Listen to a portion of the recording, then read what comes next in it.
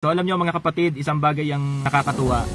Alam natin lahat na nung dumaan yung bagyong uwan sa kabundukan ng Sierra Madre, nakita natin sa Baya satellite ng Pag-asa na talagang nawala yung mata ng bagyo pagdating sa kabundukan ng Sierra Madre. At salamat sa Panginoon, naalala ko tuloy yung kantang pambata. Sabi nga, si Kristo ang sandigan, hindi magigiba, kasing tatag na kabundukan, hindi magigiba. So alam nyo, napakabuti ng Diyos kasi nilagay ng Diyos yung Sierra Madre dyan sa lugar sa Luzon, from Cagayan to Quezon. Kaya sinasabi na ang Sierra Madre ay backbone ng Pilipinas.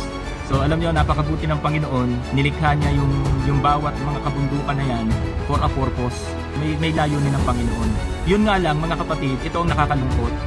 Imbis na sa Diyos ang credit, maraming mga tao nagpapasalamat sa Sierra Madre.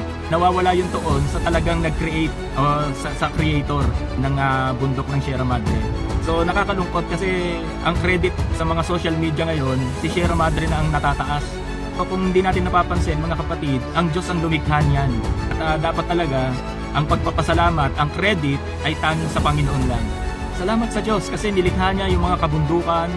Yun yung isang bagay na ang tao nagiging bulag. So imbis na magpasalamat sa Diyos, nagpapasalamat sa nililikha. So sa Diyos po tayo magpasalamat mga kapatid, sapagkat ang Diyos, siya ay tumutugon sa ating mga panalangin. At ito ay bunga ng pananalangin ng buong sambayanan ng Pilipinas. Amen po ba?